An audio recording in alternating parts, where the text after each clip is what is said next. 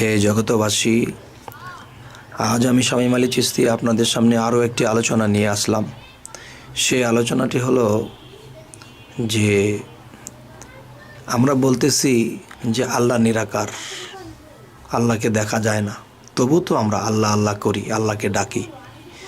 কিন্তু দেখা যায় শয়তান, যে আমরা বলি যে শয়তান, আসলে শয়তানকে কে কখনো আমরা দেখেছি?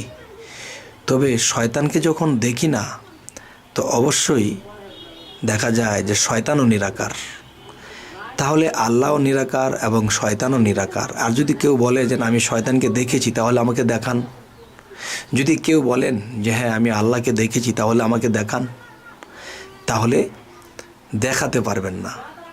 আচ্ছা, তা এখন যে মূল বিষয়টি হলো, সেই মূল বিষয়টি হলো যে শয়তান নিরাকার, আল্লাহও নিরাকার। তাহলে দেখেন, এই পৃথিবীর মানুষে যদি আল্লাহর নাম নেয়, তো আল্লাহর নাম নিলে দেখা যায় সারাদিনে যতবারই নিক, কিন্তু এর পাশাপাশি কিন্তু শয়তানের নামটাও নেয়।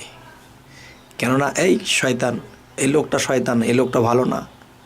বাচ্চারা দুষ্টামি করলে এই শয়তানি করো কেন, মানে বিভিন্ন দেখা গেছে সারাদিনেও শয়তানের নামটাও নেওয়া হইতেছে। আচ্ছা, আল্লাহর নাম তো একটু বেশি নেওয়া হয়, নামাজ পড়ে রোজা করে আল্লাহর নাম নেয়, কিন্তু শয়তানের নামটাও কিন্তু পাশাপাশি কম নেওয়া হয় না।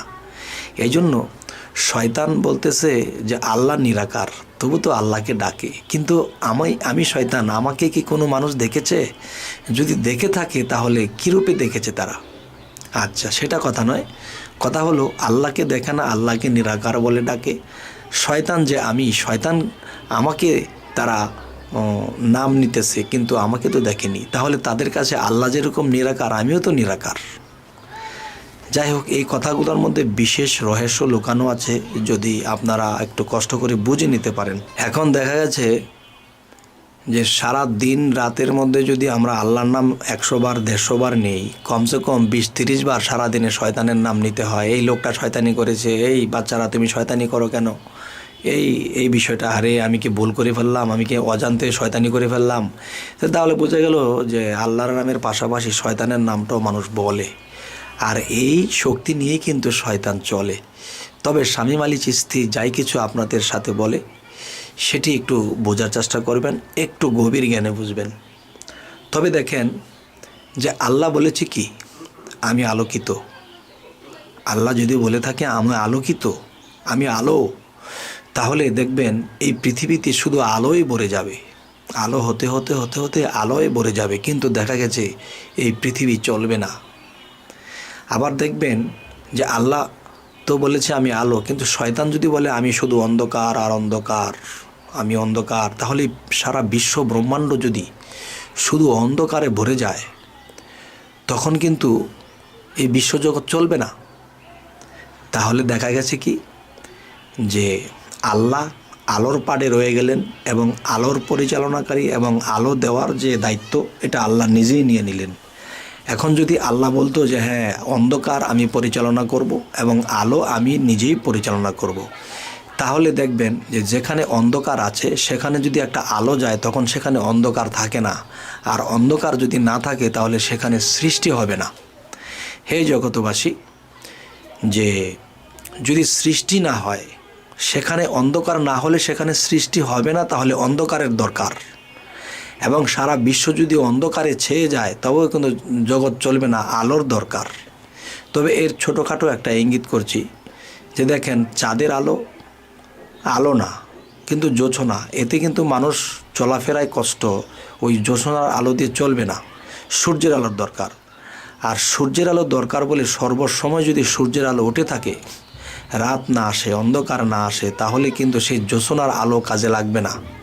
আচ্ছা, তাহলে জোছনার যে আলোটি চাঁদের থেকে দেওয়া হচ্ছে, তখন জমিনে যখন ধান বোনা হয়, তখন চাঁদ যেরকম সাদা, তেমনি ধানের ভিতরে দুধের মতো আগে হতে থাকে, এরপরে এই দুধের মতো হয়ে ধানের ভিতরে চাউলের সৃষ্টি হয়।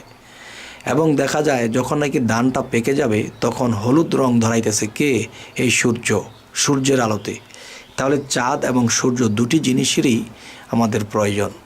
আচ্ছা, এখন আলো এবং অন্ধকার, আলোর যেরকম আমাদের প্রয়োজন, অন্ধকারেরও প্রয়োজন। তবে অন্ধকার যদি একদিনের জায়গায় 10 দিন রাত্র হয়ে থাকে পৃথিবী, তাহলে পৃথিবী চলবে না।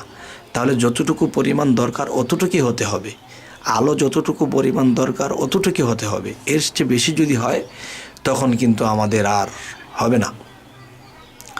তবে হে জগতবাসী, যে শয়তান বলতেছে যে আমি অন্ধকার, আমাকে মানুষ শয়তান বলে। আসলে কি শয়তান জানেন?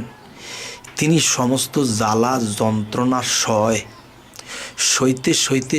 সইতে হেতান কি হইছে, শয়তান হইছে। আসলে কিন্তু আল্লাহর কাছে সে বিশাল বড় একটা কর্মচারী, যে সে অন্ধকারের ডিউটি করে। অন্ধকার কি দেখেন? আপনার আমার সৃষ্টি হয়েছে অন্ধকারে। দেখবেন মায়ের গর্ভে সেই নাভির নিচে যে জায়গাটা, এই জায়গাটা অন্ধকার। আর এই অন্ধকারের মধ্যে যখন বীজ রোপণ করা হয় তখন কিন্তু একটা সন্তান জন্ম নেয়। হ্যাঁ, এই হলো একটা বিষয়। আরেকটা বিষয় হলো কি, যে দেখবেন একটা বিচি যদি মাটির তলায় কেউ বনে, এবং মাটির তলায় কিন্তু অন্ধকার, আর সেই অন্ধকারের মধ্যে কিন্তু বিচিটা দো পাতা নিয়ে সেটা জ্বালাইলো, তাহলে অন্ধকারের মধ্যে এই জন্ম সৃষ্টির কাজ করতেছে কে? এই মুকরম। তাহলে সে কিন্তু আল্লাহর বিশাল কর্মচারী। সে কিন্তু এখনও পর্যন্ত মায়ের গর্ভে সেই বাচ্চা বা সেই মানুষ বা আদমের বাচ্চা তাই সে গঠন করতেছে। সেখানে কোথায়? সেখানে অন্ধকার। তো হে জগতবাসী, যে আলো যদি এসে যায়, আলোর ভাগ যদি আল্লাহর ভাগে পড়ে, তাহলে আল্লাহ যেখানে আসবে সেখানে অন্ধকার থাকবে না, আলোকিত হয়ে যাবে। তখন সে আলোর মধ্যে কিন্তু জন্ম হবে না।